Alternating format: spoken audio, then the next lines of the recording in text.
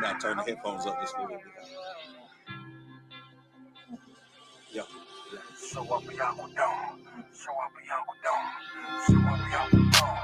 So what we out with dog? So what we out with dog? So what we out with dog? So what we out with dog?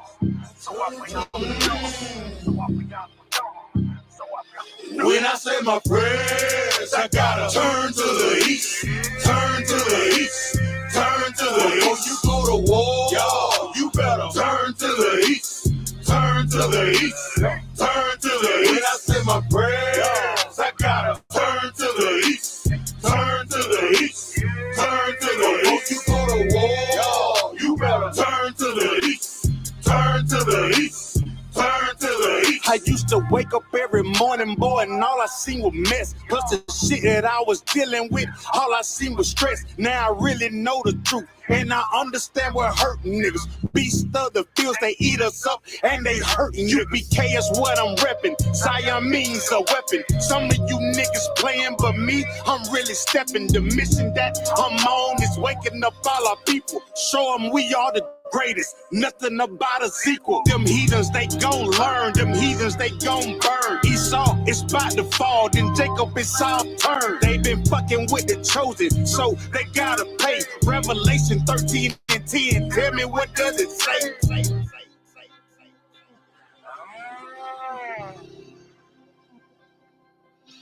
So I be out with dog. So I be out with dog. So I be out with dog. So I be out with dog. When I say my prayers, I gotta turn to the east, turn to the east, turn to the east. Before you go to war, y'all, you better turn to the east, turn to the east, turn to the east. When I say my prayers, I gotta turn to the east, turn to the east, turn to the east. Before you go to war, y'all, you better turn to the east, turn to the east, turn to the east. The blood that's in my veins descend straight from the greatest. All of my toolists go, but that 40 know it's my favorite. And we losing all our babies to this crazy shit we represent. For the money and the world, nigga, this crazy shit ain't making sense. We the children of the light, and we fighting all the darkness. The way I'm stacking ammo, my bitches thinking I'm heartless. Them devils get to smiling, got you thinking that he harmless. Remember Oklahoma? That is where them cracker bombs. The pain will make you wake up. You know they really hate it. They turn the truth into a lie. That's the shit they gotta pay for. The mission that I'm on is waking up all our people. Show them we are the greatest. Nothing about a sequel. Yeah, yeah, yeah. So I be out with dog. So I be out with dog. So I be out with dog. So I be out with dog. So I be out with dog. So I be out with dog. When I say my prayers, I gotta turn to the east, turn to the east, turn to the east. Before you go to war, y'all, you better turn to the east, turn to the east, turn to the east. When I say my prayers, I gotta turn to the east, turn to the east, turn to the east. Before you go to war, y'all, you better turn to the east, turn to the east, turn to the east.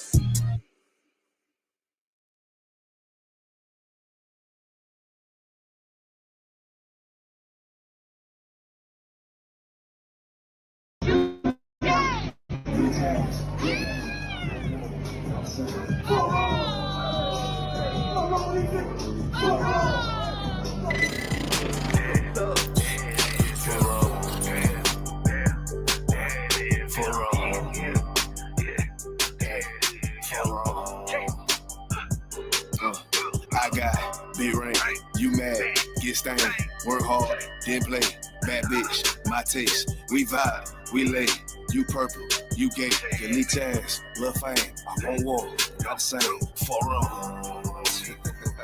4-0, these people, 4-0, I try to tell these motherfuckers time and time, 4-0, pussy ass, purple ass nigga, man, 4-0, but you took one ass right,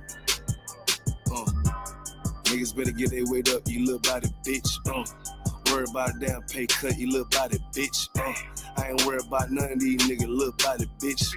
You that scare rag, caught ass little body bitch. Had to fuck around, get my rank up, you little body bitch. And I'm pouring up, y'all young nigga, and I'ma take a sip. Yeah. All these niggas want down hate, but tell them zip it. You a dumbass, scare ass boy, little body bitch. Damn. And I ain't worried about nothing, nigga. Nah, I ain't worried about shit. I got more than one, so you know nigga don't reminisce. I spit flavors on these damn beats, niggas better catch a pitch. Never knew a goddamn man be scared to represent.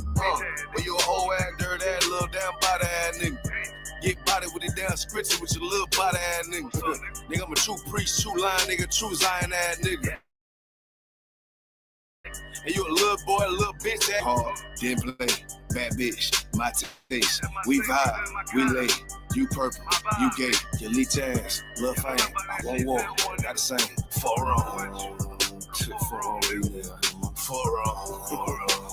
tell them, nigga, for wrong. Get your shit together, nigga. For wrong, work. I'ma do this shit till I write, you little body bitch. I'ma ditch your ass like your pot, you little body bitch. And I'm smooth with it, y'all Zaka, you little body bitch. And I switch nigga on that. Little body.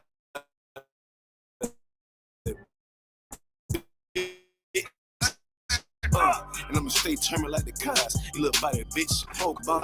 You little body bitch, need a princess pop out. You little body bitch, or anyone down the slide. You little body bitch, yeah. I keep a couple straps in my ride. You little body bitch, since it can't get it, won't die. Cause I'm body bitch. I got be right, you mad, get stained, work hard, then play, bad bitch, my taste, we vibe, we lay, we purple, we gay, your leech ass, lil' fame, all on. I say, for wrong.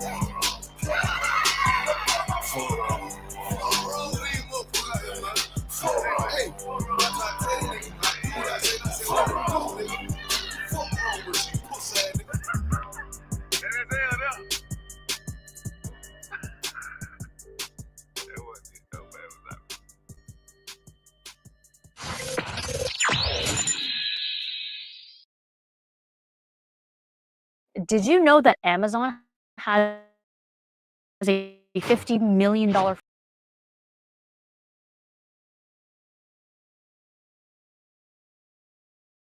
right, go ahead and clap it up. Shalom Israel, with the Israelite School of Universal and Practical Knowledge. Started out of 1 West 125th Street, Harlem, New York, under the Commandant General Yohana. This is ISUPK Austin, Tuesday Brotherhood class. Brotherhood and sisterhood is a weapon. All right? Brotherhood and sisterhood is the weapon we are going to use to train our people up in the way that they shall go. All right? Our people are destroyed because we don't have any brotherhood. We don't have any brother and sisterhood in the world, right? And that's why it's so important for you to learn brotherhood and sisterhood, because Blacks, Hispanics, and Native Indians, we have a love and a hate for each other. And the hate really comes from just not knowing that we are brothers and sisters, not knowing that we are a family. All right? We are a family, and we're going to need brotherhood and sisterhood, because every other nation, they have examples of their brotherhood and sisterhood. Right. They come together. They will come together to hate you. They could be fighting within, but when it comes to you, they will band together to fight against you. When it comes with us, we will band with our enemy to fight against our brother, to fight against our sister. And that's why we are destroyed. Give me Hosea 4:6. This is the reasons why we are just so destroyed, because we don't know anything. And since we don't know anything, we do whatever anybody tells us that is cool. If the world says this is cool or this is the trend, then that's what we do. That's what we follow. instead of following what the Lord said is cool. The Lord said his law, statutes, and commandments are the coolest thing on the earth. But we don't look at it like that. We look at it as a burden. We look at it as something to keep us from doing what we want to do. And that's why we need brotherhood and sisterhood, so we can get and receive these messages. Okay? You can go ahead and read that when you got it, brother. Oh, this is the book of Hosea, chapter 4, verse 6. Mm-hmm. My people are destroyed for lack of knowledge. Uh-huh. Because thou hast rejected knowledge, Mm-hmm. I will also reject thee. See, we reject the knowledge of the Most High. And that's why we're rejected. That's why we are at the bottom. That's why we look up to athletes and rappers to be our leaders. Because we are destroyed for a lack of knowledge. And since we've forgotten the laws of God and we rejected them, he has rejected us. Continue reading. That thou shalt be no priest to me, seeing thou hast forgotten the law of thy God. Mm-hmm. I will also forget thy children. See? And our children are forgotten. That's why our children are growing up in the same conditions that we grow up. Our children are growing up and they are being destroyed just like we grew up and were destroyed. They're growing up off pork. They're growing up off shrimp. They're growing up off crabs. They're growing up off lobster. They're growing up off of the philosophy of men. They're growing up with Christmas, Sicaria. Oh, God. In the ghetto. In the ghetto, where they said Santa is coming down the chimney that you don't have, they are still celebrating Christmas. They're celebrating that New Year's, that 4th of July, right? Our children are forgotten. You know how I know our children are forgotten? Because every Halloween you're dressing, you dress up. That's the time you get to dress up in the most disgusting, vile things on the earth. And it's okay because it's all in fun, y'all say. Okay? Any more on that? No, sir. Read it again from the top. This is the book of Hosea, chapter 4, verse 6. Mm-hmm. My people are destroyed for lack of knowledge. My people are destroyed for a lack of knowledge. We need knowledge, and the knowledge is these laws, statutes, and commandments. So we know what to do, so we know how to act. Continue. Because thou hast rejected knowledge, I will also reject thee. And since we rejected that knowledge, we have been rejected. And that's why the people you look up to are people that an honorable nation would never look up to. Sexy Red will never be popular in the kingdom. You would never, we shouldn't glorify people who glorify the lesser of us, right, the lower of us. But that's exactly what we glorify. That's exactly who we give all our love and energy to, and we raise them up. Zakaria, we raised them up so high. Sexy Red could go anywhere and people are going to scream and fall out for her. Oh, or some filthy, disgusting hood rat. Okay? Continue reading. That thou shalt be no priest to me, seeing thou hast forgotten the law of thy God, I will also forget thy children. You see? And that's why we are forgotten. Because we refuse to remember the laws of God. Okay? These laws of God are important. They were given to us to govern us, to make sure that we're not like other people, to make sure that we don't hurt ourselves. It's like those little things you plug in the socket so your kid doesn't stick anything into it. That's what the law is for us. Because without that, we're just playing. We're just playing with death. Okay? All right. Give me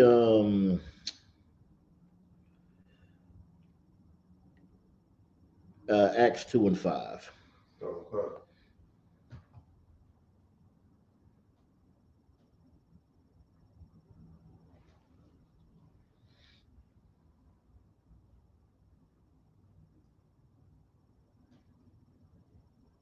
This is the book of Acts, chapter 2, verse 5. And there dwelling at Jerusalem, Jews, devout men, out of every nation under heaven. Mm-hmm. Brother Teaser. Yep. Verse 6. Now when this was noised abroad, the multitude came together and were confounded, because that every man heard them speak in his own language. All right. So what's going on is this is the real speaking of tongues, not what your Christian pastor is talking about. All right. Continue reading. Come. Verse 7.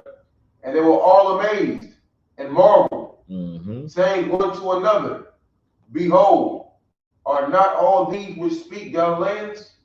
Yep. See, they was just supposed to be speaking this one language, right? But they is talking to their brothers out of every kindred. Okay? Just like we grow up, just like that's like us. That's like us here in America, you know, talking to a brother in Colombia, talking to a brother in the Bahamas, talking to a brother in Jamaica, a brother in Haiti, right? Talking to our brothers in all these places in speaking, and in the other heathen lands that we are in, and we all can understand each other. Continue reading. Come. Verse 8. And how hear we every man in our own tongue, wherein we were born? You see? Continue reading. Verse 9. Hold on, let me see if I need a 9. Oh, yeah. Let me all the way to 11. Go ahead. Come. Parthians and Medes and Elamites and the dwellers in Mesopotamia and in Judea and in Cappadocia, in Pontus and Asia. We continue reading. Verse 10. Phrygia and Pamphylia and Egypt and in the parts of Libya about Cyrene and strangers of Rome, Jews and proselytes. Verse 11. Cretes and Arabians, we do hear them speak in our tongues the wonderful works of God. You see, this is because we are spread out all over the four corners of the earth. So our people speak many languages. That becomes your native tongue because we are so spread out and we are everywhere, right? Now give me Isaiah 11:11.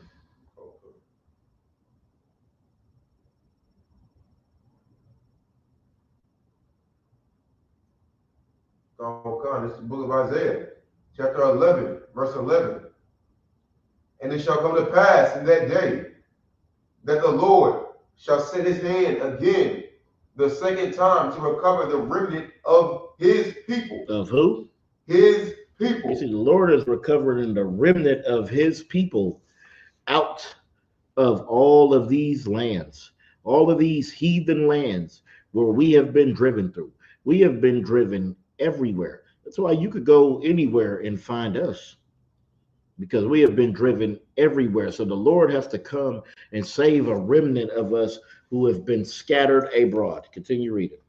Which shall be left from Assyria and from Egypt and from Pathros and from Cush and from Elam and from Shinar and from Hamath and from the islands of the sea. Continue reading. Verse 12. And he shall set up an ensign for the nations, and shall assemble the outcasts of Israel. Of who? The outcasts of Israel. You see, if you don't know who the outcasts of Israel are, there was a split. All right. So if you missed a Passover, if you didn't grow up in the land, any of those things, then you were an outcast of Israel. All right. Continue reading. Come. And gather together the dispersed of Judah. Of who? Of Judah. From the four corners of the earth. From where? The four corners of the earth. Because we have been spread through the four corners of the earth. Continue reading. Come. Verse 12. Verse 13. The envy also of Ephraim shall depart, And the adversaries of Judah shall be cut off. Mm-hmm. Ephraim shall not envy Judah, and Judah shall not vex Ephraim. You see? All right, you could drop that. Give me Psalms 137:3. And we're not gonna vex each other anymore. That's why we come in here. We come in here in this one body. We don't have to vex each other. We don't have to hate each other. We don't have to have blacks versus Mexicans. It doesn't have to be like that. All right. You said 147 and 3, sir? 137:3. God, this is the book of Psalms, chapter 137, verse 3. For there they that carried us away captive required of us a song. See, this is what I want to talk about tonight. Like, we are this people of the book. All right. Our oppressors, oh, they love when you get up there and sing and dance. Oh, they loved Michael Jackson. Oh, they loved him. Ooh, we got up there and he moonwalked and he did all that and he was entertaining. Oh, they love you. They love you. They require you to sing them a song. They know you got so much soul because of all the pain and suffering that they put you through. Continue reading. God come. And they that washed us and they that wasted us required of us mirth, saying, sing us one of the songs of Zion. You see, that's what they require of you today. That's what they required of you in slavery. Just sing one of these little songs. I remember the girl I was watching Roots, and that devil said, sing one of those Negro spirituals. And he just belted out, nobody knows the trouble I see. That, like, they just require a song for you. You're entertainment. Okay? You're entertainment to them. That's what you got to understand. Okay, this said, for there they were that carried us away captive, required us a song, and they wasted us, required us of mirth, saying, sing us one of them songs of Zion. Okay, that's what we do. We sing these songs and dance around, and we just so entertaining. We're just entertaining every damn body. This is how you know we the people of the book. We're going to prove that tonight. This is important. This is important to know, important to understand, because if you don't know who you are, then you'll believe your oppressor when they can tell you that you're anybody. They give you these names, they give you this history, and you just take it and you just run with it, and you don't even think to look or do anything to learn. All right. That's why you need a priest and prophet. You need a priest and prophets to come and wake you up. The people have to be woken up because we are asleep right now. We are asleep and we are the dry bones in these streets. And that's why we are destroyed, because we don't know who we are. And we believe when they tell us, you believe that DNA test, or you believe that 23andMe, when they already have proven, right, that is a lie and a false. 60 Minutes did a special on that DNA, on your DNA testing, and they sent their the same DNA to 3 different companies and got 3 different answers because it's inaccurate. But they have you believing it. So you'll go down to a lab, you'll take whatever little test, they'll send it back and tell you you're this much of this, you're this much of this, you're this much of this. And you take it as gold. You believe it wholeheartedly when you shouldn't. Okay? You believe it. So what we got to do is we gotta learn how to dig and really find the truth because it's out there. It'd be different if it wasn't out there, but it's out there. It's out there and it's in full effect. And all you got to do is care more about it than loving hip hop, more about it than your weed, more about it than alcohol, more about it than women. Okay. All right. I'm gonna get.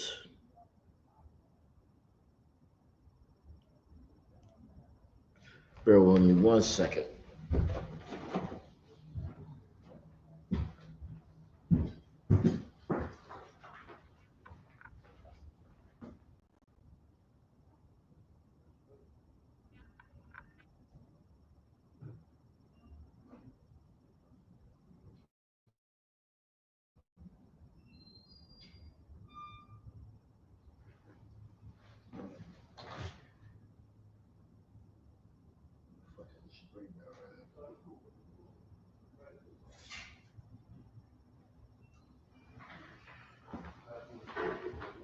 All right. I'm gonna get Deuteronomy 27:1. This is Deuteronomy chapter 7, verse 1. And Moses with the elders of Israel commanded his people, saying, keep all the commandments which I command thee this day. All right. That's what we have to do. We have to keep these laws, statutes, and commandments of the Most High. Hey, brother, you got is that you got a hole in there or no? Yeah, you gotta just uncover your head during class. All right. Yeah. Just during class, you gotta have your head uncovered. You can't have your crown covered when the scriptures is coming out. All right. No sweat, brother. All right. So we have to follow these laws, these statutes, and these commandments because that's what the Lord commands us. Okay. And brother, if you have any questions or anything, you can always raise your hand and things like that. All right. And Lord willing, we get to you. Zakari, give me Deuteronomy 28:1. You have to put the thing up because I didn't want to leave that last one up.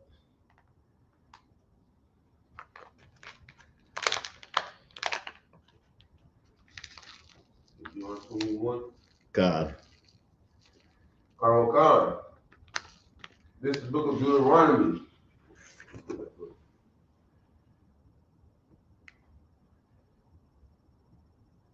This is the book of Deuteronomy, chapter 28, verse 1. Mm-hmm. And it shall come to pass, if thou shalt hearken diligently unto the voice of the Lord thy God. All right. So Moses is letting us know. It says that, all right, it shall come to pass if we shall hearken diligently.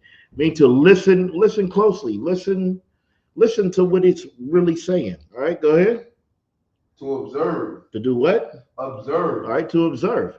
To look, to see it, to observe it. Continue. And to do all his commandments. To do some of them. All his commandments. The ones we want. All his commandments. It says we have to do all of the Lord's commandments. If we will observe, if we will hear them and do them, continue. Which I command thee this day. That the Lord thy God will set thee on high above all nations. No, equal to all nations. Above all nations. Joining hand in hand with all nations. Above all nations. No, under all nations like we are today. Above all nations. Above all nations. The Lord, he wanted you to be above all nations.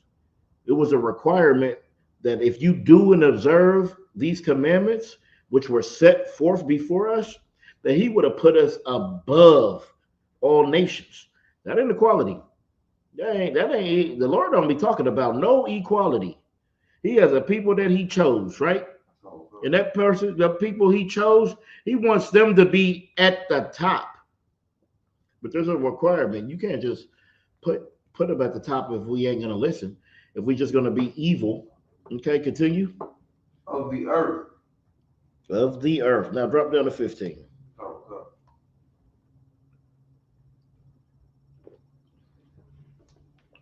This is what happens when we don't follow the Lord our God.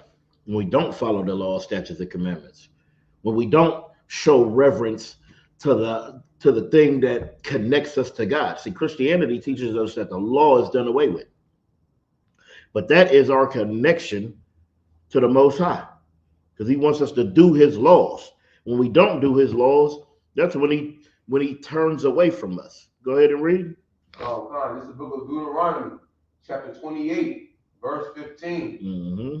But it shall come to pass, if thou wilt not hearken unto the voice of the Lord thy God, Mm-hmm. to observe, to do all His commandments Yep. and His statutes, which I command thee this day, that all these curses shall come upon thee. You see, if you don't listen to the Lord, curses and destruction is what comes upon you.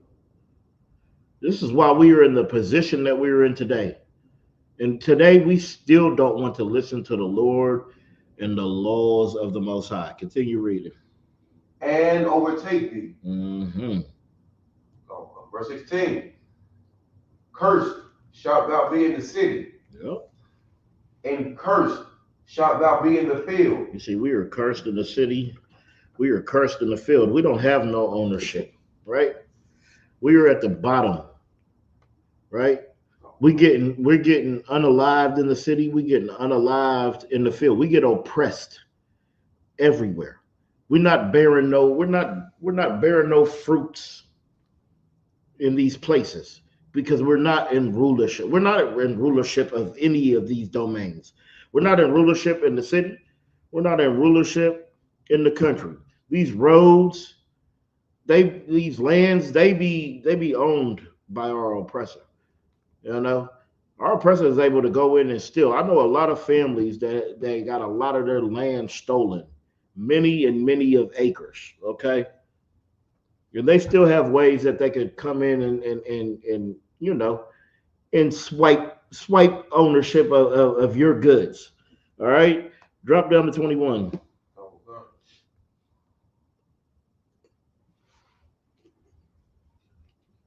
Verse 21. Mm-hmm.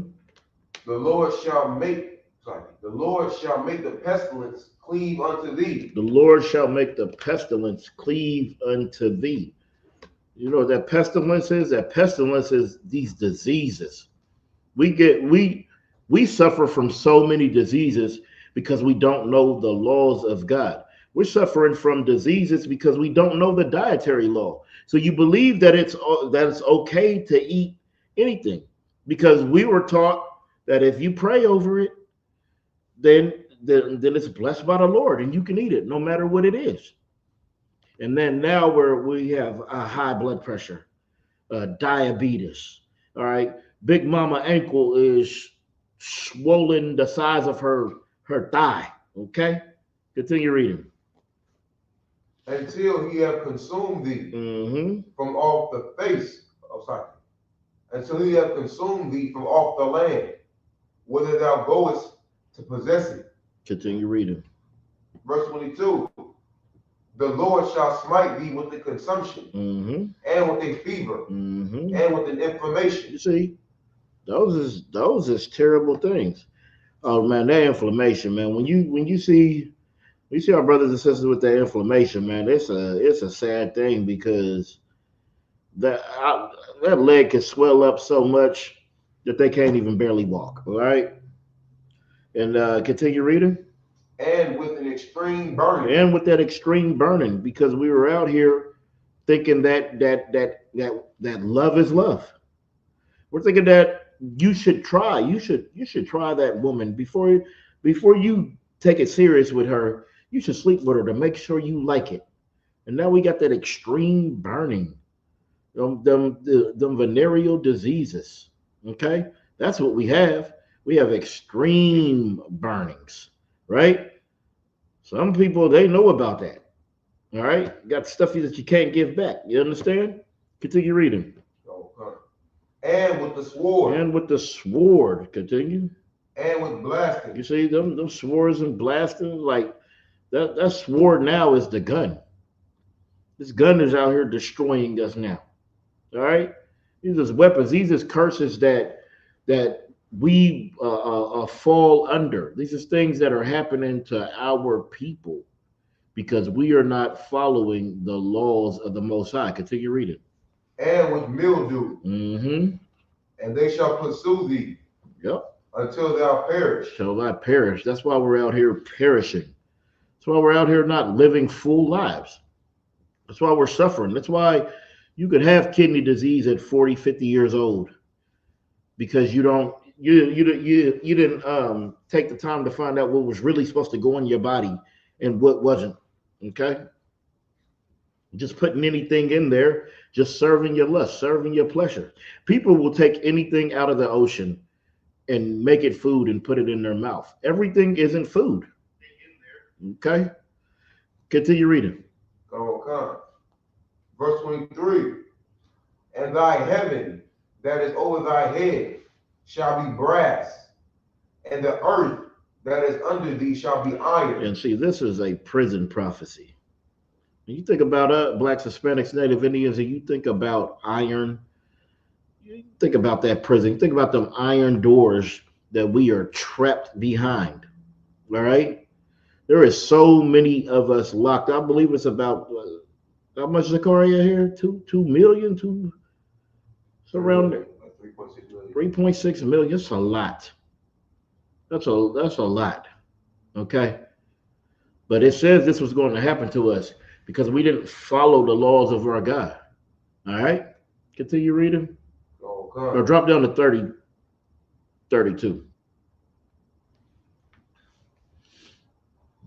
Verse 32. Thy sons and thy daughters shall be given unto another people. You see, thy sons and thy daughters shall be given unto another people. Whose sons and daughters have been given to another people even until today? We got our Mexican babies on the borders getting stripped from their parents and given unto another people. This is the sad things that we deal with. These are the curses that we deal with. This prophecy, it only fits so-called Blacks, Hispanics, and Native Indians. It doesn't fit everybody, but it fits us. All right? It fits us because we are the people of the book. Continue reading. And thine eyes shall look and fail with longing for them. See, your eyes are going to look, but they're going to fail for longing, right? You're going to long for your child. Just imagine somebody takes your child away. Do you know every face you look at, you're going to be looking for your child because you love your children. But continue. All the day long. And there shall be no might in thine hand. But there ain't no might in your hand. There ain't nothing that you could do. There was nothing you could do. They were going to snatch that baby out your hand. Hey, they do it today with CPS. They could just come in your house, really, and snatch that baby and give it to another people. Go give it to Angelina Jolie and who the rest of them that just adopt. And okay, they can do that today. All right, this is what's been happening to us continuously because we continuously turn our back on God. Drop down to 45.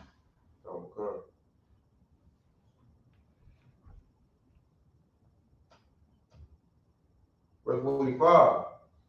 Moreover, these curses, all these curses, shall come upon thee. Some of these curses. All these curses. One of these curses. All these curses. See, all these curses, they are coming upon us. They are here. We see them. Just look at your family.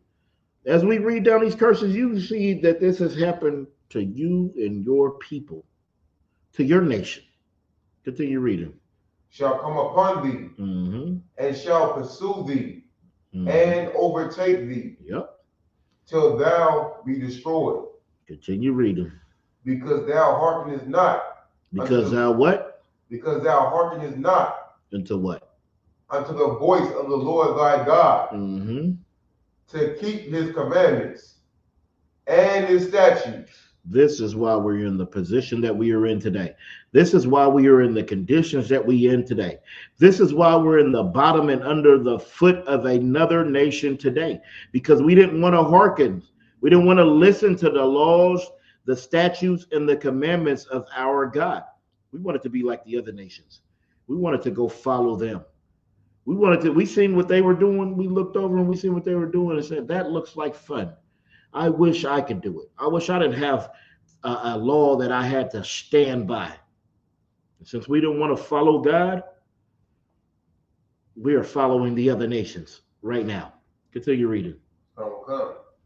To keep his commandments and his statutes, which he commanded thee. That's it on that verse. No, continue reading. Okay.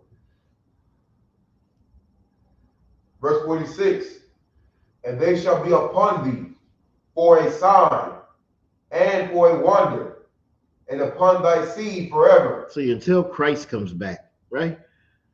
You're going to see this for a sign and a wonder. You wonder how we know that we're Israelites? Because these curses are going to be on us for a sign and a wonder for what we have done, for us turning our back on the Most High God. This is the problem. That's why we have to come back to these laws, statutes, and commandments. Don't you think, all right, if you break something and you fix it, right? If I break this, the parts I'm going to need to fix it are the parts that have to be compatible with it, right? See, we are broken because we broke the laws of God. So to fix it, you know what we're going to have to do? We're going to have to turn back to the laws of God. Turn back to the one component that bring, the very fabric that holds us next to the Most High. Christ followed the laws of God. So why Christ coming? Why would we not follow the laws of God when Christ follows the laws of God? That just doesn't make any sense. So Christ comes and the laws are done away with, and nobody has to follow no law, but Christ had to follow the law. That doesn't make any sense. Continue reading. Come.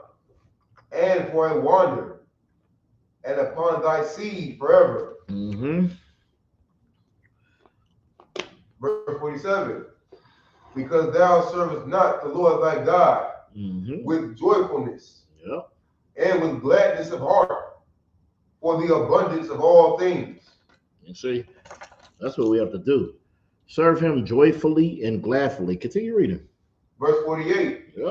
Therefore shalt thou serve thine enemies. See, since we don't want to serve God, therefore shall we serve our enemies.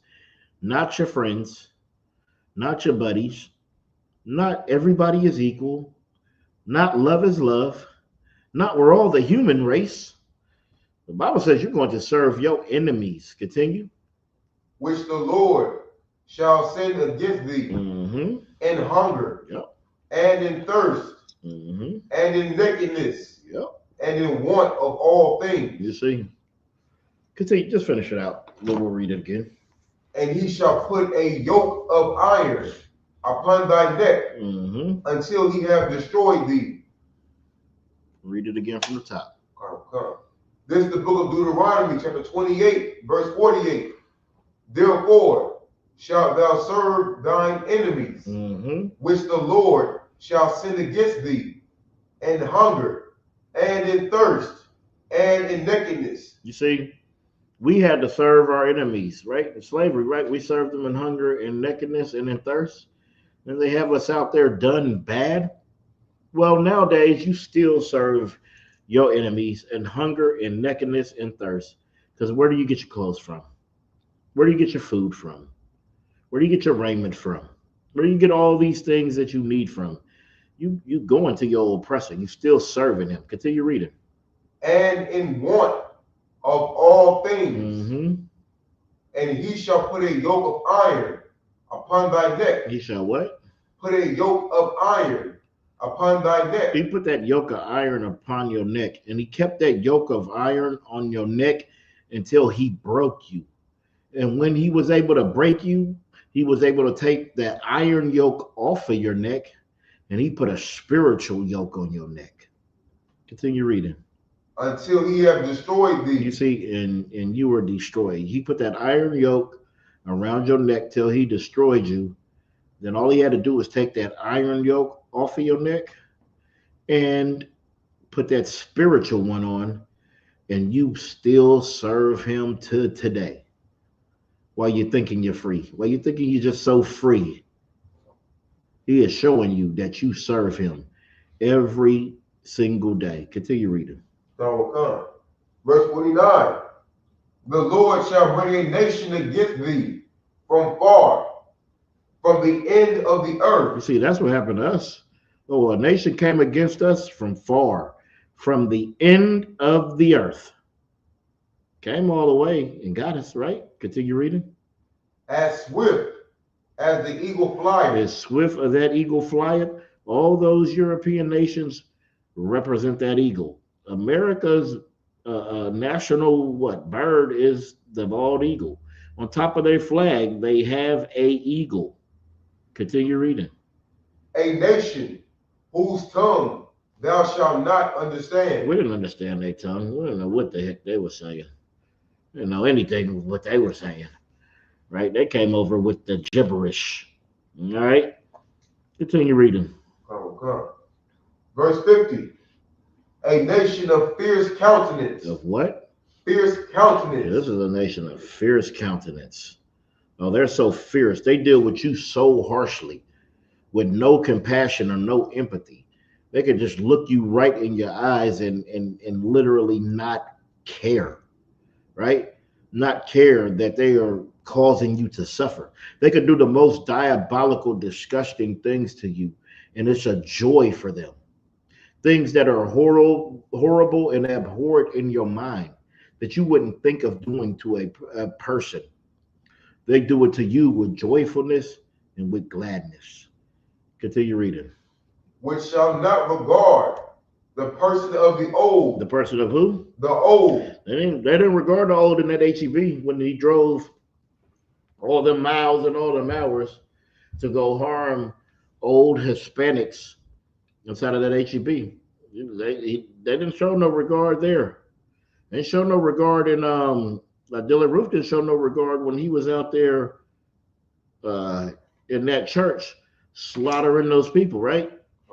While they were praying as he was reloading. Okay. We see they don't regard the old. Continue. Nor show favor to the young. They didn't show no favor to Emmett Till. No, Emmett Till didn't get no favor at all. Trayvon Martin, you think did he get any favor? Did he get any love, favor, any compassion, any empathy? George Zimmerman was told to stand down. And he still unalived that young boy and got off. Because they don't show no regard to the old nor the young. Give me Baruch 4 and 15.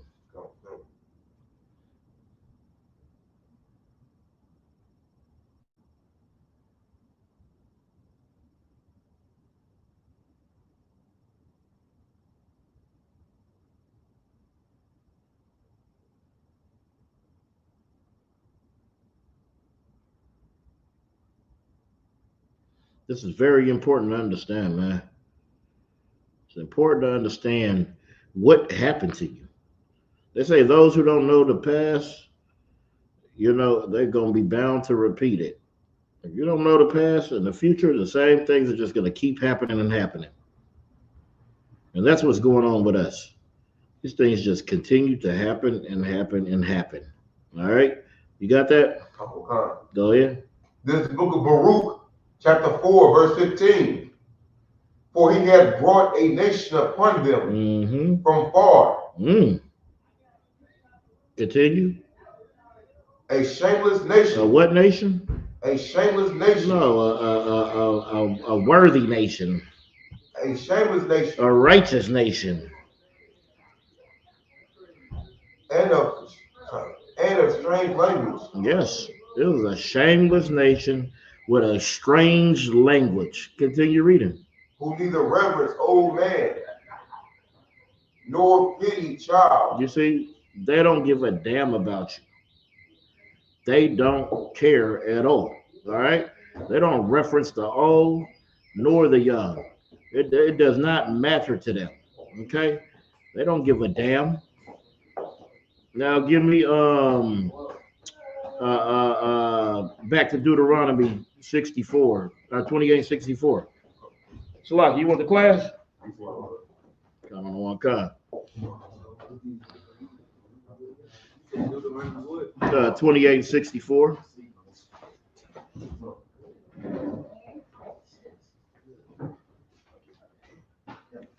Go ahead and read it.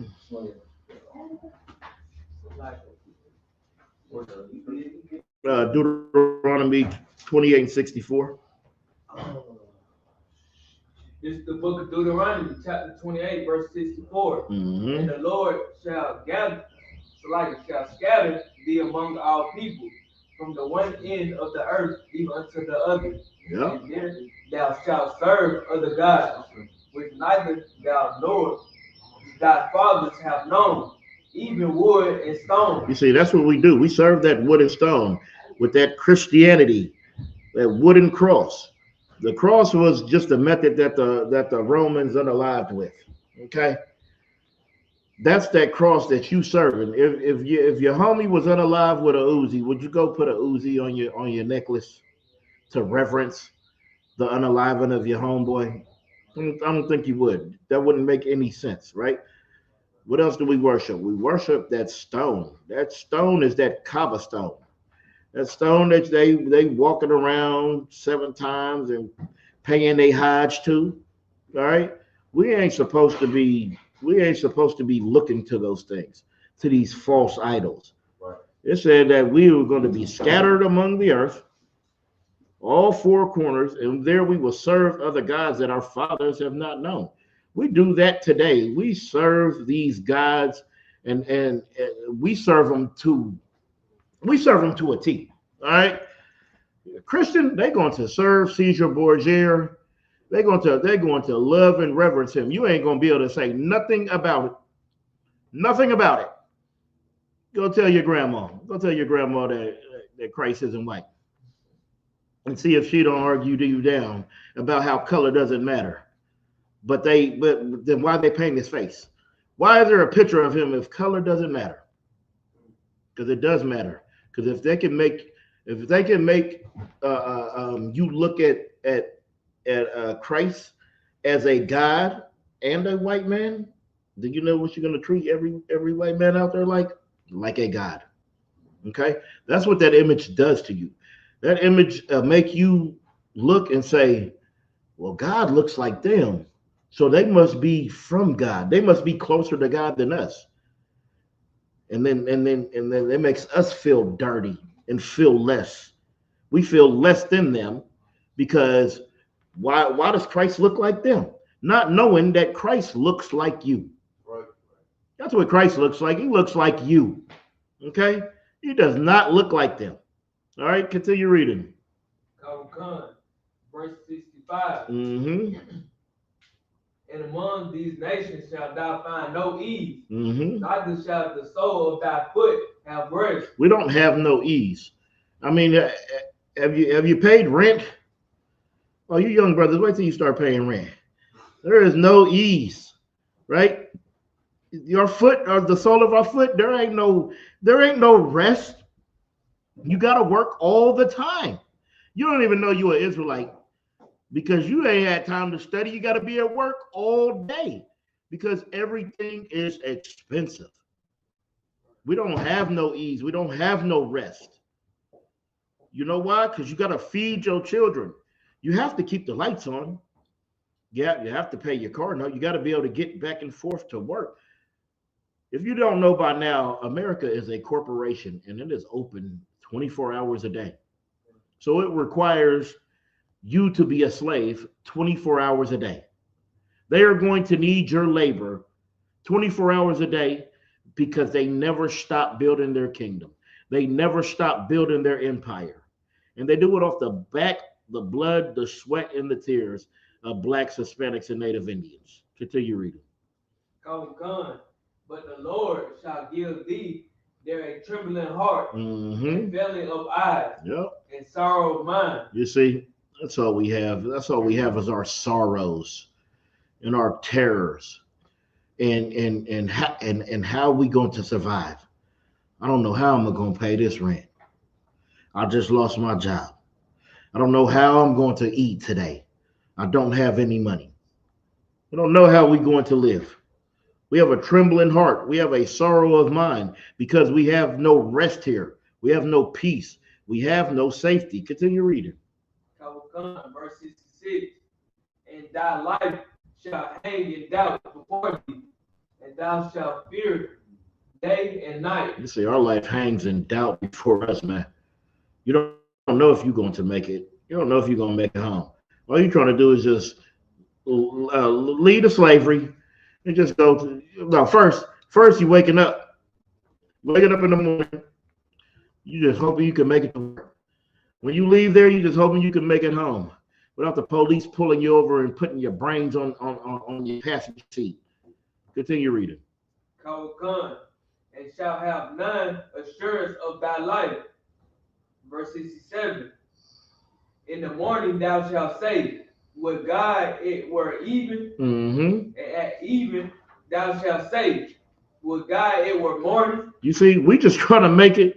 Hey, when it's night, we just trying to make it to the morning. When it's morning, we just trying to make it to the night.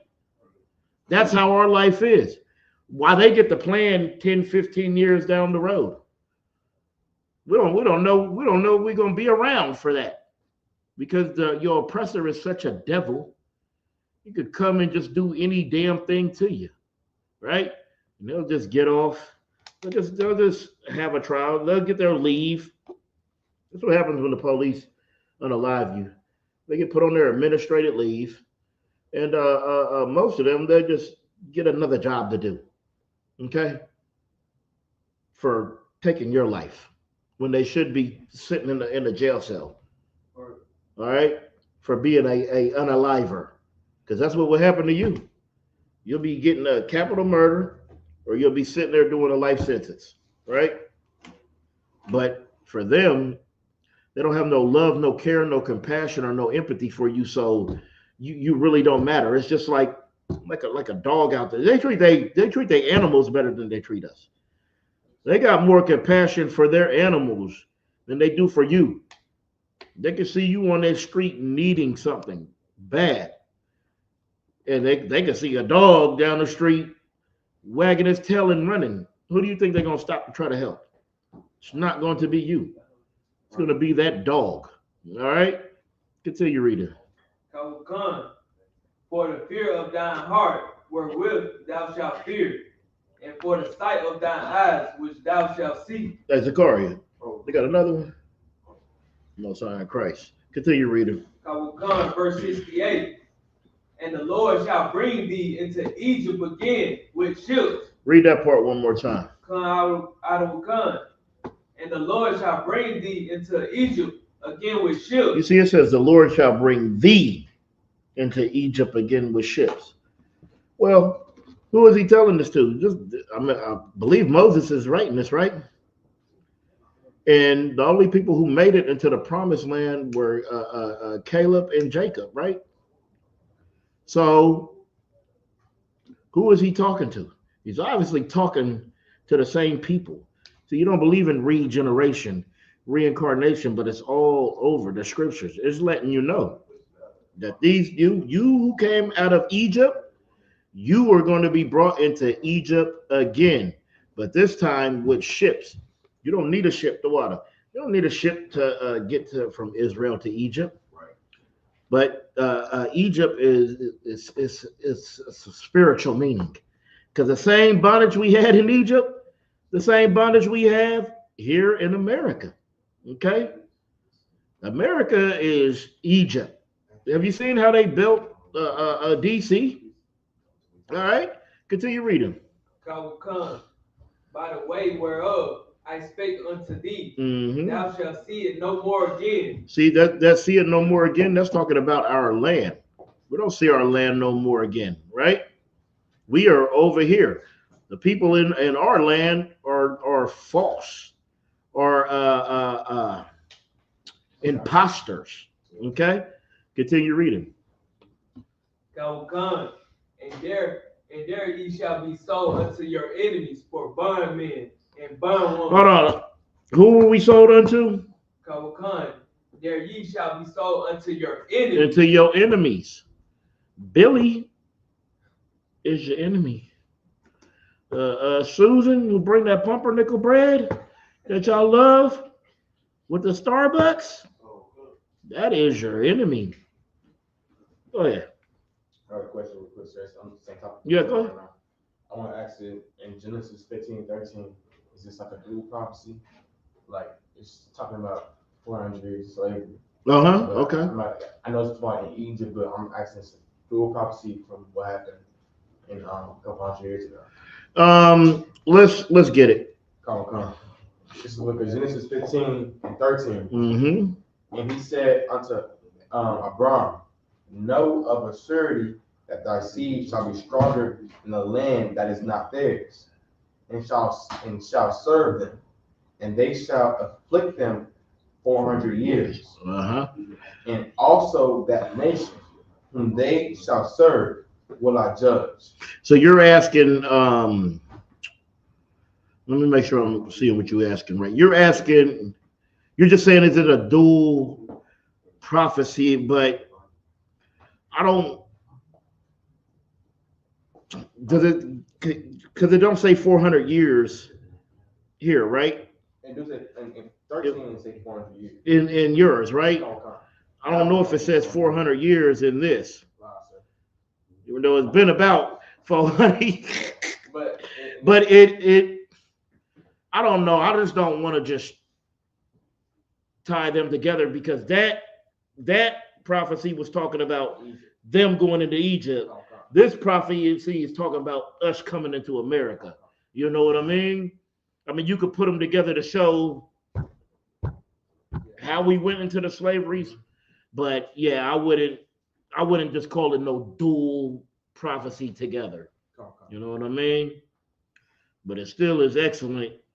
You could put that in the lesson so they can know what happened to our people, how this happens to our people. All right? No sweat. Go back to 68 and finish that out. Khan, and there ye shall be sold unto your enemies for bondmen and bondwomen, and no man shall buy you. You see, that's what we were, bondmen and bondwomen, and no man shall buy us. They could have bought out our slavery. You know there was people that was able to buy out their slavery, right? And you'd be considered a free man. Nobody was coming to buy us. Nobody was coming to redeem us. Nobody was able to come to save us. Okay, give me go ahead. Look, so it's crazy that you break it down Deuteronomy 28, because I was in the debate one night and I brought out that verse 68. And they tried so bad to make us not the Israelites. They were saying, like, where it says no man shall buy you. Yeah. They was like, but people bought slaves. They bought slaves, so you're obviously not the Israelites. I'm like, that's talking about not buying our freedom. Exactly. For us to be free. Of course they bought you. Of course they traded for you. Right. You were commerce to them. You were the first Black Friday sale. You was on those auction blocks. Another thing, they contradict themselves in the same verse. It literally says, and then there ye shall be sold. And then it says no man shall buy you. So now you know it's a different context in what we're talking about. Exactly. Tamakio. Let me get some of that. There ain't no more? You ain't got no more? No, you good. That's from last night. Oh, no, I don't want that. All right. Give me Deuteronomy 5 and 6. So I can show you that Egypt is just bondage. It's just what it means. This is the book of Deuteronomy, chapter 5, verse 6. I am the Lord thy God, which brought thee out of the land of Egypt, from the house of bondage. From what? The house of bondage. Yeah, so when it says bring you into Egypt again, it means to bring you into the house of bondage again. That's what happened to us here in America. We was brought back into the bondage, that house of bondage. Let me get Leviticus 26 and 38.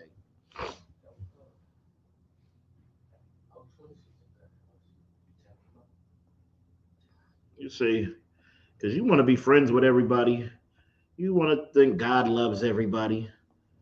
You want to think that everybody should join together and hold hand in hand, but that is not biblical. It's not even realistic. All right, just show me where they just do that at. That's us. That's us trying to connect to them because we believe we're lower and lesser. We trying to get a rank raise through them instead of a rank raise through the Most High. This is the book of Leviticus, chapter 26, verse 38. Mm-hmm. And ye shall perish among the heathen. We shall what? Shall perish among the heathen. What do you think is happening to us? We are destroyed. Just look at our nation and look how we live. We are perishing. We perish through gang violence.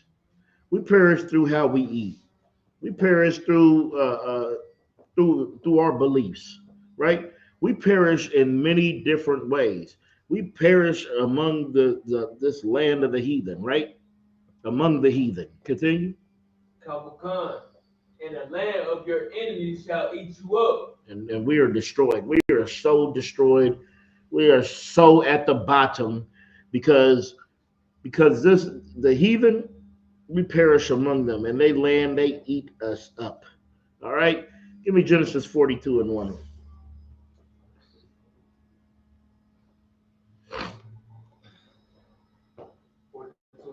God. Kabukan. This is the book of Genesis, chapter 42, verse 1. Mm-hmm. Now when Jacob saw that there was corn in Egypt, Jacob said unto his sons, why do ye look one upon another? You see, Jacob showed his sons. They got that corn over in Egypt. All right. So around this time, there was a famine. So when Joseph's brothers sold him into slavery, right? And he ended up in Egypt. And he was such a righteous man that God rose him up. And he was number 2 over all the land under Pharaoh because he was able to interpret these dreams. And Pharaoh had a dream that needed interpreted. And he was telling the Pharaoh, there's going to be 7 years of plenty and then 7 years of famine. So with him being wise and having knowledge of the Most High, he knew that during this time of plenty, we should stock up. And he stocked up enough that it was going to be able to sustain everybody for this duration of time. So in all essence, him going over there and being righteous, he was still able to save his brothers. He was able to save his family because of the wisdom and knowledge that the Most High gave him, because he stacked up this corn. Go ahead. Verse 2. That's a trooper blooper, but you got it, Officer 500. Go ahead. This is the book of Genesis, chapter 42, verse 2. Uh-huh. And he said... Or no, drop down to 6, Salakia. Verse 6.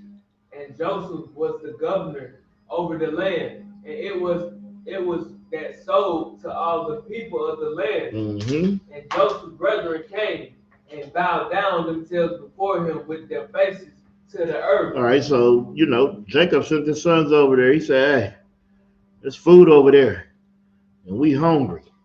Go get it. All right, we need it. Go get it. So they went over there and they seen, oh, this man is number 2. He is selling to everybody in the land. Let's, out of respect, bow our faces down to him. Continue. Verse 7. And Joseph saw his brethren, and he knew them, but made himself strange unto them. All right, so he made himself strange unto them. How was Joseph strange unto his brothers? But how does it do? Why was he strange? How do we make ourselves strange to each other? Go ahead. He didn't look like no Israelite. He looked like an Egyptian. Probably had the little face joints, eyeshadow, the mascara, bald everything, boy. And they coming in there looking like niggas. Okay, they came in there with the beards, braids, and boots, looking for corn. Continue reading. And spake roughly unto them. Mm-hmm. And he spake roughly unto them because he remembered, and now they need him. And he remembered what they did. Go ahead.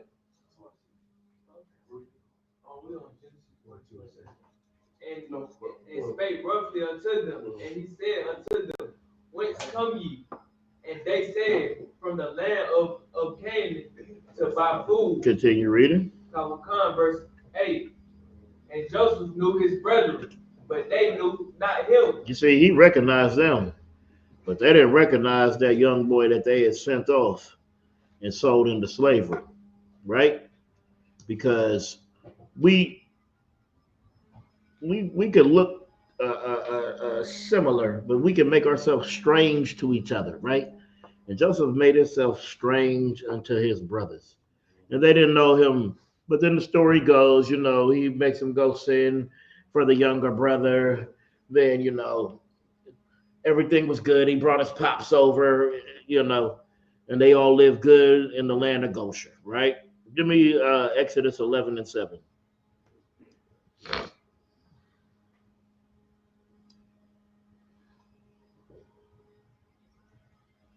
Book of Exodus, chapter 11, verse 7. Mm-hmm. But against any of the children of Israel shall not a dog move his tongue. Yep. Against man or beast, that ye may know how that the Lord doeth put a difference between the Egyptians and Israel. You see, just because you got some color, just because you got some skin tone, doesn't make you an Israelite. Your bloodline does. We might look similar to other people. You might look a little similar sometimes, but there is a difference between us and between them. And that's what you have to realize. That's very important to understand. Not all skin folk are kinfolk. All right, give me Job 30:30.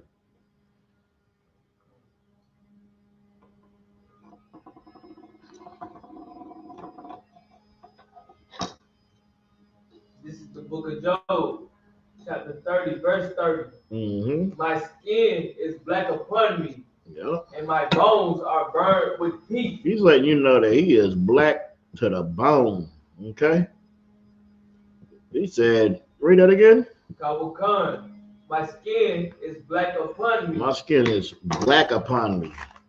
That's why you need a King James Bible, so you can get the real accurate saying. You read one of them new Bibles, it's going to say it's growing black. How the hell does your skin grow black? Just grows black, or were you born with it? I believe you just come from your nation, and that's why it is. Okay, he is black unto the bone. Continue reading.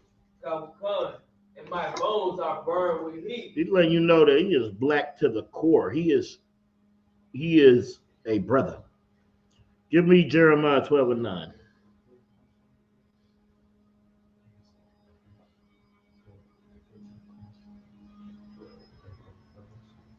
This is the book of Jeremiah, chapter 12, verse 9. Mm-hmm. My heritage is unto me as a spectacled bird. Yeah, the spectacled birds round about are against her. Yep. Come ye, assemble all the beasts of the field, come to devour. You see, all these beasts of the field, they come to devour us.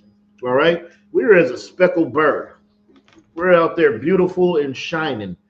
And the rest of these birds, they are coming to devour us. All the beasts of the field, they come to devour us. All right? All the other beasts of the field are all the heathen nations. That's who the beasts of the field are. All right? Give me Hosea 7:8.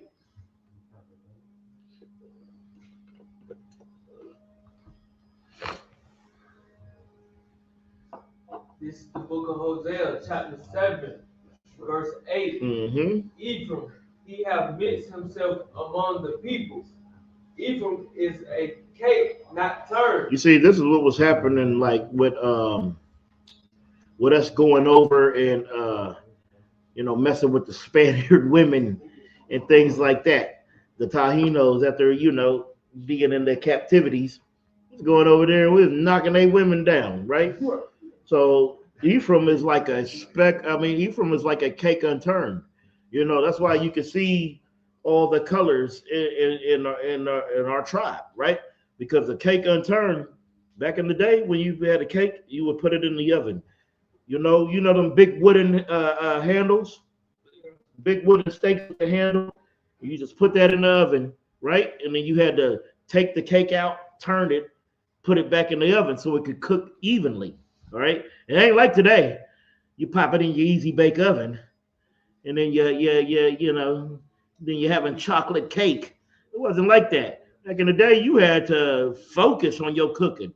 You couldn't just throw that thing in there, or else it's going to be dark on one side and light on another. That's why it says Ephraim is a cake unturned, right? That's what we are, right? Give me Lamentations 4 and 8.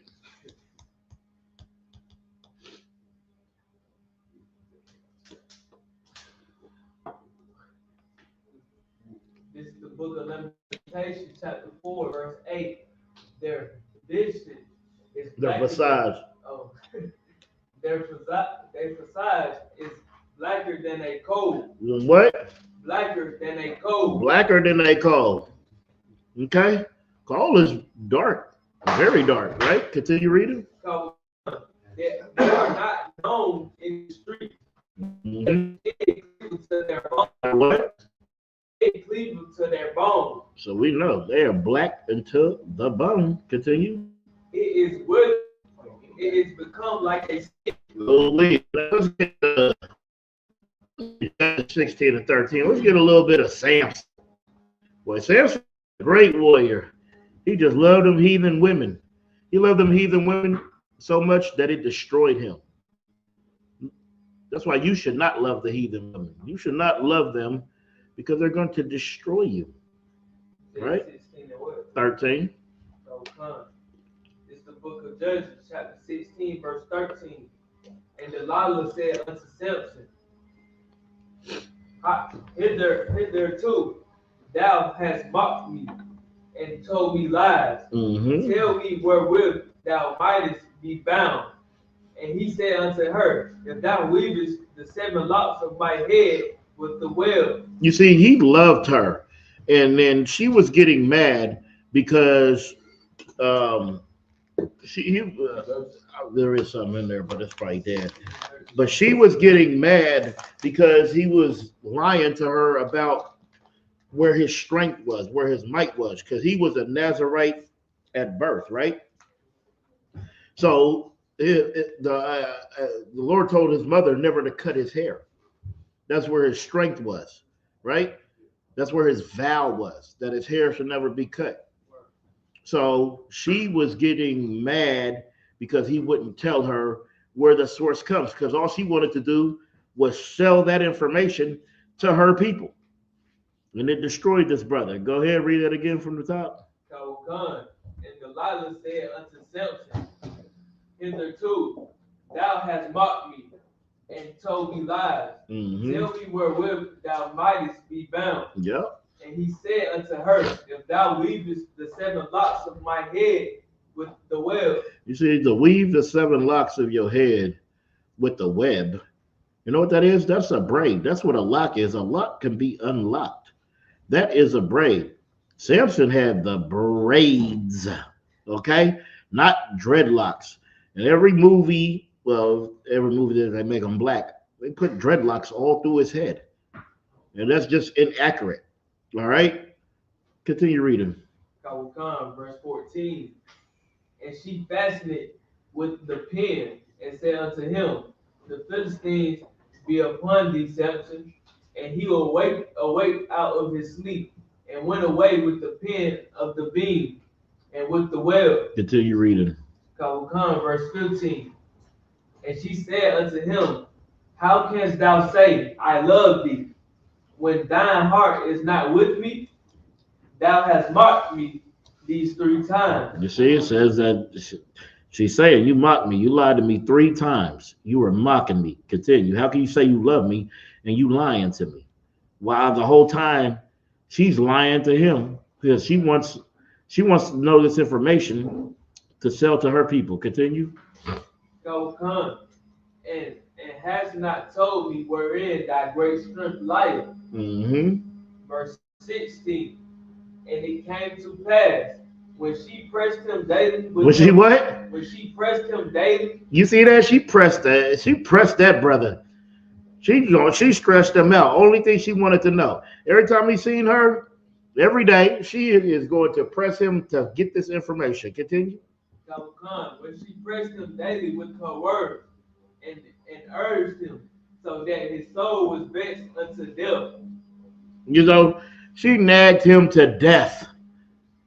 He's like, hell with it. Go ahead.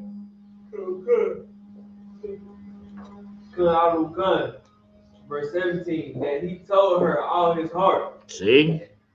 Now he gonna confess. He gonna give her the information she needs so her people can destroy him. Go ahead. And said unto her, there have not come a razor upon my head, for I have been a Nazarite unto God from my mother's womb. If I be shaven, then my strength will go from me. Yep. And I shall become weak and be like any other man. So he loved this heathen, and he gave her that information. And this information was used to destroy him. Continue reading. Verse 18, and when Delilah saw that... Hold on, before you read that. Hey, we got a Zondervan in here. Look up Niger in that Zondervan for me. See if that's in there. You go ahead and continue. Go ahead and read it from the top. This is the book of Judges, chapter 16, verse 18. And when Delilah saw that he had told her all his heart, she sent and called for the lords of the Philistines, saying, come up this once, for he has showed me all his heart. Then the lords of the Philistines came up unto her and brought money in their hand. You see, she sold that brother out. She sold that brother out, and it destroyed him for telling her that information that she should have never known, because he should have never been laying with her. But Samson loved them women from the other nation so bad that his own mother and father said, is there not a woman from thy tribe, from thy nation, that you can find? You just have to, because I remember he was asking his father, go get him some other heathen woman. Okay? Niger.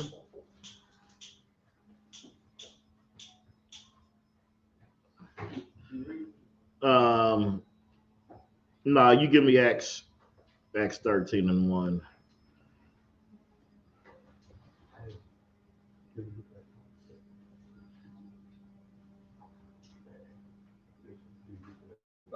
Let me see it real quick. Let me see if it say what I wanted to say.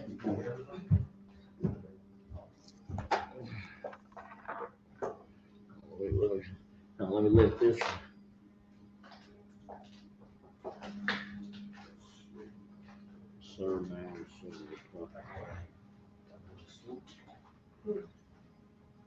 Nah, I need it in something else. It's on the Bible coordinates, right? Which is on the Bible. Niger, but where it says black, and it says, the N word and all that, from the Latin word negro. Yeah, it might be there, but but go ahead. What you got? This is the book of Acts, chapter 13, verse 1. Now there were in the church that was at Antioch certain prophets and teachers as Barnabas and Simeon, that was called Niger. They were called what? Niger. They were called Niger. All right. You know what? You got it? It says pronunciation Niger, and it says the word Niger means black. Yes, means black. It comes from the Latin word negro. Okay, this lets you know that the apostles was black, right? That's what's important.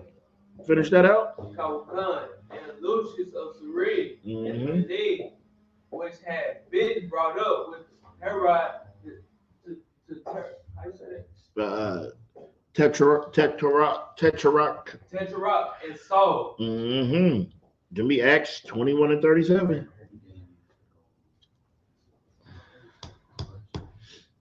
Because they like to just act like these like the apostles and like Paul and them just didn't know who they were or what tribe they were. They swear Paul didn't know. This is the book of Acts, chapter 21, verse 37. And as Paul was to be led into the council, he said unto the chief captain, May I speak unto thee? Who said, Canst thou speak Greek? So Paul's asking, could he speak unto him? He's like, can thou speak Greek? Go ahead, continue. Verse 38. Art now thou that Egyptian? Damn. They said, are that Egyptian? You see, sometimes we might look similar. We might look like another nation, but we not. We're Israelites. Okay? Continue reading. Which before these days made us an uproar and led us out into the wilderness for 1,000 men that were murdered. Yeah, because Paul's name was Saul, and he was unaliving you for following Christ. He was out there, taking them out. He wasn't playing no games, right? He was out there really unaliving people. Continue reading. Verse 39. But Paul said, I am a man which am a Jew of Tarsus, a city in Sicilia, a citizen of no mean city. You see, Paul knew exactly who he was. He knew he was a Jew. Give me Romans 11 and 1. Not only did he know that he was a Israelite, he knew his tribe. Okay. This is the book of Romans, chapter 11, verse 1. I say then, have God cast away his people? God forbid. God what? God forbid. Oh, has God cast away his people? God forbid. Okay?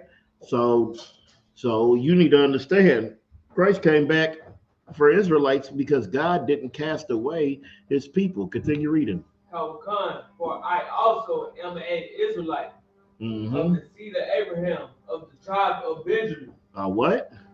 Of the tribe of Benjamin. No, that's not mine. But yeah, you can. From the tribe of who? Tribe of Benjamin. Ooh-wee. So Paul knows who he was. Paul understands. He knew exactly who he was. Just like you know exactly who you are. When they're going to ask you, can you speak Spanish? Can you this? Can you that? Okay? We're going to know who we are. Right? We know our tribes. Give me Isaiah 29 and 22.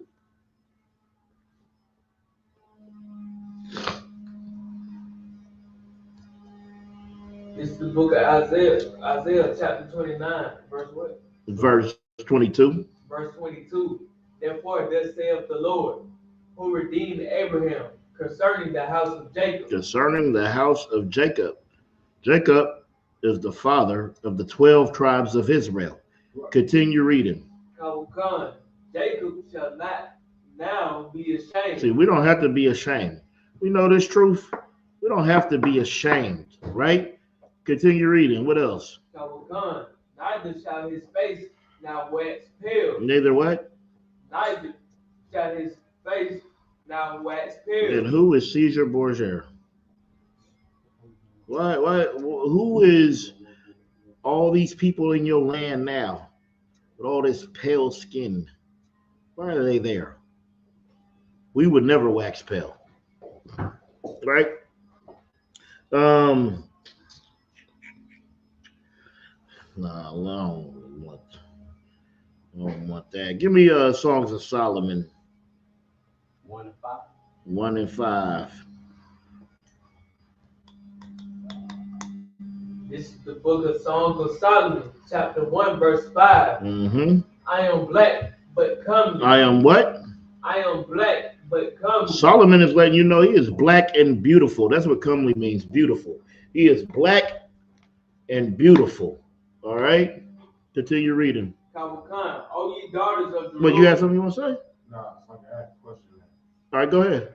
So, I need to break down really on that scripture, like which part is the woman talking, which part is the man talking? I know that's 11. Oh, okay. Yeah, we would have to just read through it. Right. You know, yeah, because it's like a conversation. So that's in verse 5, which black and color, that's how I'm talking. But you said when you go down like verses like 6 and 7, you talk about how his brothers and sisters were mad. And they made him like slave out there in the vineyard and stuff like that. Yep. You know what I'm saying? That's talking about that Solomon speaking with that movie. Yeah, but like during the whole thing, it's gonna be like there's like a back and forth because the women are gonna be talking and he's gonna be talking, but this is him talking right here because he's saying I am black but comely, I am black and beautiful. Continue reading. Khan, O ye daughters of Jerusalem, Mm-hmm. as the tents of Kedar. See, them tents of Kedar, those are like very dark. You know what I mean? Continue. Khan, as the curtains of Solomon. Wait, drop down to 10. Khan. Verse 10. Thy cheeks are comely with rows of jewels. Mm-hmm. Thy neck with chains of gold. You see, that's not a new custom. You think you just started liking gold teeth? Think that's a new thing? The BBSs? Right. What y'all youngsters like to put in there? Diamonds and offsets, princess cuts and yeah. See, that's too many things. But that's our spirit, right? And he had them chains of gold on his neck.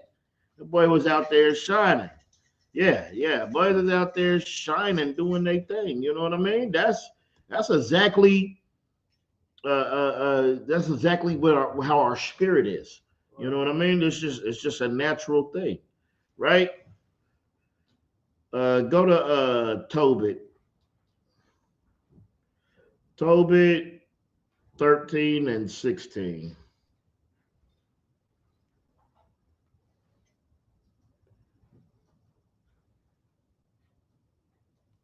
This is the book of Tobit, chapter 13, verse 16. For Jerusalem shall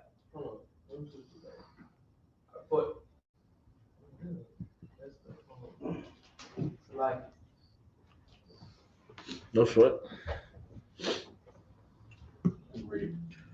Go ahead. It's the book of Tobit, chapter 13, verse 16. For Jerusalem shall be built up with sapphires and emeralds. See, this is talking about how this is what the kingdom's gonna look like. All right, you see your oppressor's kingdom. You see how he builds up his kingdom, builds it up with this stone and this concrete and this just plain, and the roads are cracking and everything is shifting, and it's just his spirit. He built it up like those caves. He comes out the Caucasus Mountains, so his empire looks like where he came from. He likes to build up the things all high to remind him of being in them caves, remind him of being in the Caucasus Mountains, right? Using that stone and just that plain, lame little stuff. Out of everything out here, that's what he chose. Okay? Let's see how our kingdom is going to be built. Go ahead and continue. Come. And precious stone, thy walls and towers and battlements with pure gold. Yep. And the streets of Jerusalem shall be paved with beryl and carbuncle and stones of Ophir. Yep. In all, verse 18, in all the streets shall say, Slakim. Hallelujah, like hallelujah, but hallelujah. Yep. And they shall praise him, saying, Blessed be God, which have exalted it forever. You see, extolled it forever. You see, we are going to have a beautiful city, a beautiful kingdom.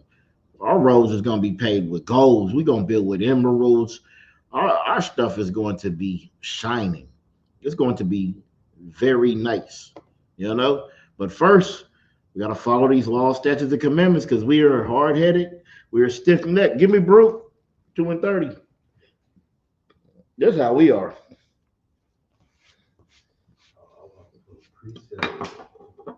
On what? Oh yeah, yeah. It's gonna look nice. Which one was that? Tobit. Mm-hmm. Go ahead and get Baruch 2 and 30.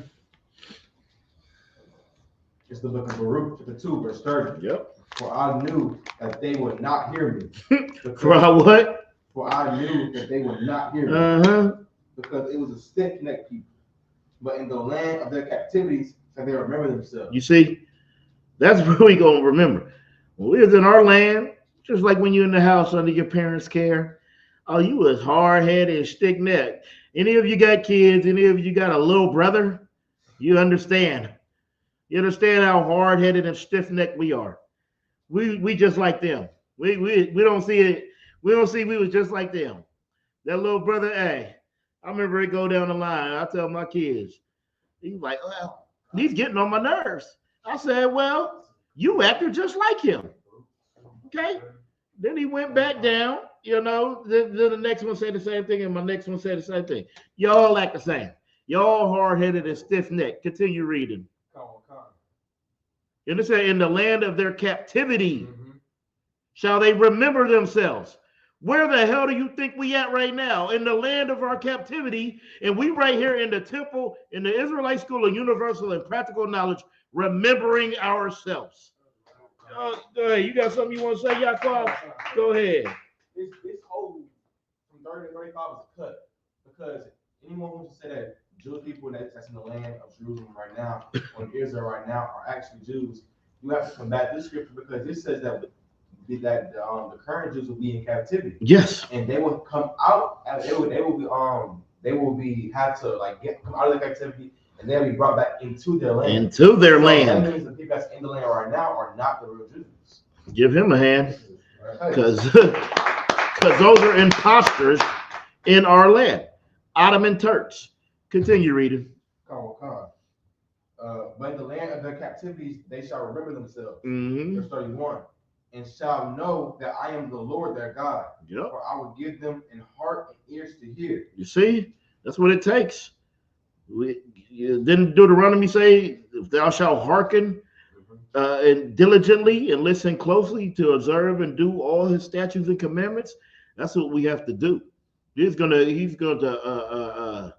give us the heart and the ears to hear. Give us the mind to find this. Continue reading. Chapter 2. And they shall praise me in the land of their captivity. They should do what? They shall praise me in the land of their captivity. All those fake Israelites that say, oh, you don't have to keep the Sabbath, or you shouldn't keep the law, or you shouldn't keep the Passover because you're in the land of your captivity. Well, it's telling you right here that they shall what? Read that again from the top. And they shall praise me in the land of their captivity. That's what we do, right? Continue. And think upon my name. That's what we're supposed to do.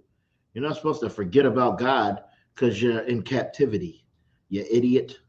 Continue reading. And return from their stiff-neck and from their wicked deeds. And for they shall remember the way of their fathers, which sinned before the Lord. Who do y'all think this is talking about? Like, I don't know what they think.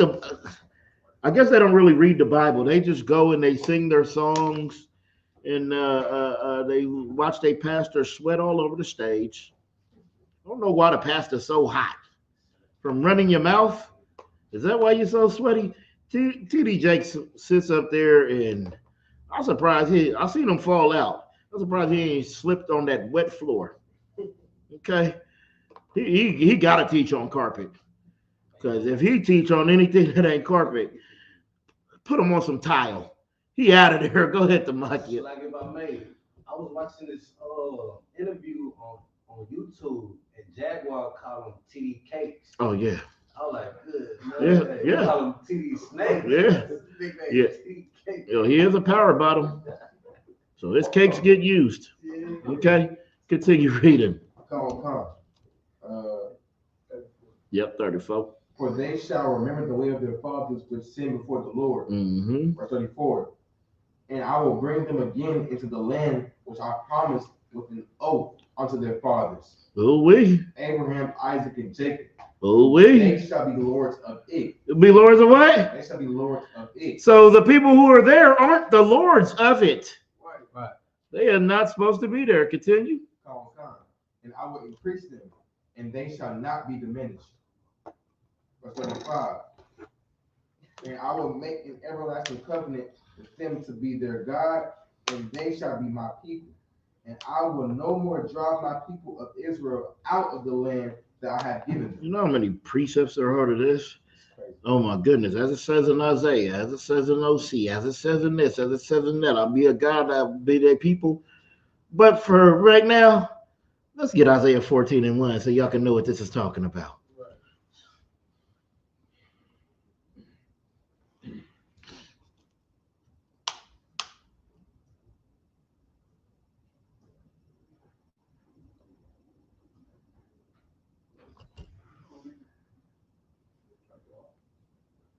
Isaiah 14:1. Isaiah 14:1. It's the book of Isaiah, chapter 14, verse 1. For the Lord will have mercy on Jacob, and will yet choose Israel, and set them in their own land. And the strangers shall be joined with them. Yep. They shall cleave to the house of Jacob. See? Oh, those strangers, they're going to be in the kingdom too. But they're going to be joined to us. The strangers going to be joined, and they're going to cleave to the house of Jacob. Continue reading. And the people shall take them and bring them to their place, in the house of Israel shall possess them. Shall what? Shall possess them. It said, and we're going to take them to our place, and we are going to possess them. Do you know what a possession is? That is ownership. Right. That's exactly what we're going to do. We're going to own them. Continue reading. Israel shall possess them in the land of the Lord. Where are we going to possess them at? Shall possess them in the land. In the land of the Lord. In Israel. Continue reading. Shall possess them in the land of the Lord for servants and handmaids. No, for homies. For servants and handmaids. To join hand in hand and walk together. For servants and handmaids. That's what they're going to be. They're going to be servants, and they're going to be handmaids. Continue reading. And they shall take them captives, who captives they were. And what? And they shall rule over their oppressors. That's what we're going to do. We're going to rule over our oppressors. Whose captives were we? Okay? Continue reading. Verse 3. And it shall come to pass in the day that the Lord shall give thee rest from thy sorrow, and from thy fear, and from the hard bondage wherein thou wast made to serve. Then we're going to have peace. Okay? That's what we're going to have. Peace. You understand? Now give me Revelations 13:9.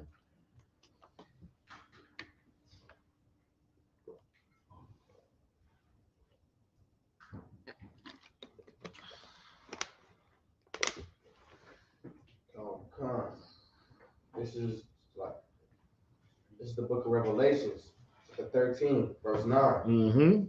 If any man have an ear, let him hear. Yep. Verse 10. He that leadeth into captivity shall go into captivity. This is the New Testament, right? This is Revelations. They can't say nothing about this, right? They can't say, oh, this is the Old Testament. Oh, this ain't the Lord. It says right here, those who lead it into captivity shall go into captivity. Continue reading. He that killed with the sword must be killed with the sword. And you that kill with that sword, you must be killed with the sword. Right. You are going to have to pay for the crimes, right? Christ is going to come back, and he is going to give the judgment for the crimes of that's on the earth, for the crimes that you did to the children of Israel, to his people. Okay? We were sold to those nations, right? We were sold we were destroyed by these nations. We were led into captivity by a nation. And this says that that nation is going to be led into captivity. Okay? Give me I want to second Maccabees 6:1. Just so I can show you why we don't know that we're Israelites. Okay? This is why you didn't know. This is why you just coming up thinking you was an African American or a Puerto Rican or a Dominican or a Jamaican or a Haitian, right? And you don't know who you really are. Let's get it. The book of second Maccabees, chapter 6, verse 1. Mm-hmm. No, not long after this, the king sent an old man of Athens to compel the Jews to depart from the laws of their fathers. See, that's what happens to us all the time. People get sent to us, so we depart from the laws of our fathers because they don't want you to follow God. They want you to follow the traditions of men, not after the rudiments of Christ. See, this is the problem. We have to understand that when they come into us, when they doing all these things, it's never for our benefit. It's for their agenda and to get us off of get us away from our power. When we follow the law, statutes, and commandments, we have the power of God with us. When we don't, then they know they could come and they can get us and they can sway us. All right. Drop down to 6. Verse 6. Neither was it lawful for a man to keep Sabbath days or ancient feasts. You see? Neither was it lawful for you to keep the Sabbath days or your ancient feasts. You ever try to get off for the Passover? Your job will give you hell. They let the whole building, my slavery let the whole building off for Christmas. And it's me and 3 people there trying to run the whole show. When I'm taking off for Passover, it's me and my rib. We the only 2 people leaving for that. And they over there like, oh, you know we gonna need you. You know we gonna miss you while you're gone. Well, I miss you niggas every holiday that y'all are gone. Because you could have been over here working, making my load light. Okay? They don't want you to go celebrate no feast days or anything like that. Continue reading. God wants to profess himself at all to be a Jew. So you can't profess yourself to be a Jew. You seen what happened with Kanye West, right? Y'all seen that? All he did was say the Jews are black also. He didn't even say the white people ain't Jews. He said the Jews are black also. And he lost an Adidas deal. He lost millions of dollars because of that. Kyrie shared a post. That's all he did. He shared a post. He shared a post. Then he had those purple people eaters over there marching for him because he got money. Go ahead. If I could, I think it was more of like, he shared a post of a book. Yeah. That said that it was like, yeah, they did the most. They did the most because you can't profess that. You think they want their high slaves who you look up to telling you that you're an Israelite? Oh, they don't want that. That hurts them. Or that'll crush them if too many of them say it, because then you might believe it, actually. All right, go ahead. See, my boy even lost his shoe deal. They got my man with the Chinese shoes. Yes. He lost everything. They lose. Like if I could, it's crazy though, because whenever he was professing himself to be a Jew or whatever, or even share any thought about us being Jews, he got criticized for it, persecuted for it. Yes. But when he became Muslim, no one was saying. Yeah, nobody's gonna say nothing about that because Muslim doesn't save blacks and Hispanics. Doesn't save you. Doesn't bring you closer to God. You start finding out you're a Jew, and you start following that law, statutes, commandments, and that boy that loves your rap song or loves your crossover, you know what he's gonna do? He's gonna believe that he's that. He's gonna believe that he's a Jew because his idol says they're the Jews, right? So that's what happens. All right, go ahead. Yes, sir. Because the Muslims, they worship the same thing that the Edomites do. Oh yeah. All they care about is the resources and the money that they can rob from the earth. That's all they doing. That's what they care about. They want their money. Spend some time in the mosque. That's the only reason why they prayed in the first place. They only want. They in there again, brother. Head. They in there asking for the coins. That's what they want. And you know how we know that? Because without the coins, sometimes you can't be a Muslim. You remember with Muhammad Ali? Oh, they told him, oh, you can't be a Muslim no more. They told Malcolm X, oh, you can't be a Muslim no more. Well, that ain't how this works. All right? That's not how this works. Let me get one more. Ecclesiasticus 12:10. This is how you should feel about your enemy. This is how you should deal with them for your own safety, for the safety of your nation, and for your safety. This is how you should deal with your enemy.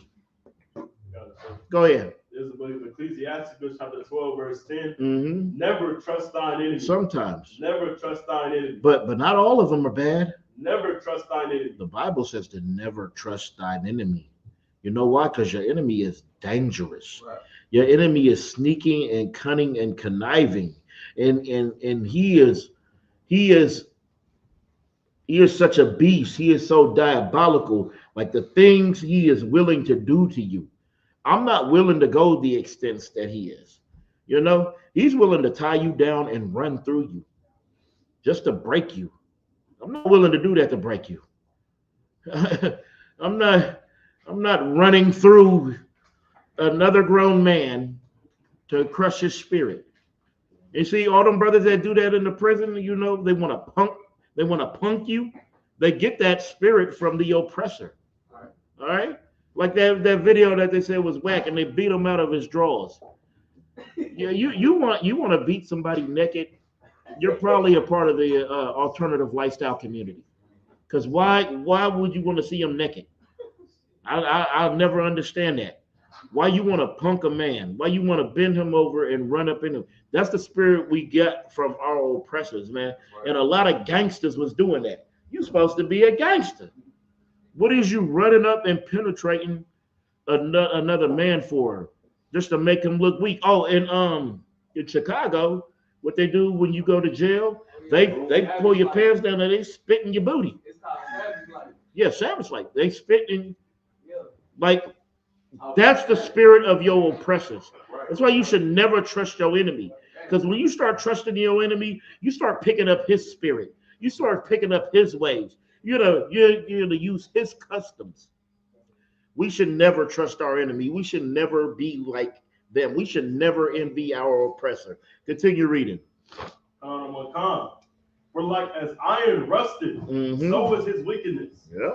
Though he humble himself and go crouching. So he's going to humble himself. He's going to come safe. He's going to come safely. But you got to understand, this is a wicked beast. This is a cunning. Just like a snake, they're going to slither and he's going to attack fast. You're going to think it's cool. You're going to think that snake just slithered on by until he's latched onto your ankle. Continue reading. Yet take good heed and beware of him. See, you better take good heed and you better be absolutely aware. All right, continue reading. And thou shalt be unto him as if thou hast wiped a looking glass. And thou shalt know that his rust hath not been altogether wiped away. This is how our people look at the oppressor, right? They look at him. You ever fog a window and you try to look through it? That's how they see the oppressor, because they are blind. But here in the Israelite school of UPK, we wiped away that smog, that fog. Oh, and we see the oppressor for exactly who he is. And since we can see him, we understand why the Bible says to never trust thy enemy. Is there any more on that? Is there any questions? Hey, what Tyrone say? He's still Jesus? Is Tyrone Jesus today? Tell him. Yeah, he's staying there. Oh, he gone? I guess I didn't respond to him fast enough today. Because, yeah. All right. He swear he the Mashiach. There any questions on the line or in the room? All right, good. All right, with that, Pass the class over to Precinct Officer 500 Tamakia. Give him a hand. ISUPK security announcements. With the ISUPK, start out at 1 West, 125th Street, Harlem, New York. Rule for new brother and sister. When the new brother and sister comes to the school, they're off limits. 6 months, they'll be saluted only. They're here to set themselves from the world. If they need transportation, the teacher will arrange it. After 6 months, if a brother or sister has an interest in a particular person, he or she must get permission to speak to the brother or sister. There's another 6 months in which the brother and sister will court each other. After this 6 month period, the brother and sister will get permission from the head to marry. Tithes, which is a commandment, find us in the book of Numbers, chapter 18, verse 21. Book of Malachi, chapter 3, verses 8 through 10. Means tithe in the Hebrew, ma'ashera. 10% of every penny of any increase the Lord gives you, give to the treasury department or teacher. Priest fund, through offer for priests, not mandatory. Whatsoever amount you would like. Upcoming holy convocations. It'll be Purim. This will fall on the 14th day and the 15th day of the 12th month. This will be Thursday, the 13th of March, and Friday, the 14th of March, 2025. You find this in the book of Esther, chapter 9, verses 20 through 31. If anyone wants to become a trooper in the school, start wearing all black boots, all black shirt, all black pants, all black headband, all black scarf. This includes the ISUK security announcements. Pass back to Officer 500, small one. All right, with that, we're going to Amagium. All right. We're going to give a courtesy salute to the brothers, men of Israel, Mount Shabbat, Amagium, Barak, Yahweh, Shem Yahshua, Barakah. All right, Yajamata, we're going to show our turn, face the sisters rise. All right, men of Israel, Mount Shabbat, Amagium, Barak, Yahweh, Shemal, Latam, Shem Yahshua, Yajamata, dismiss.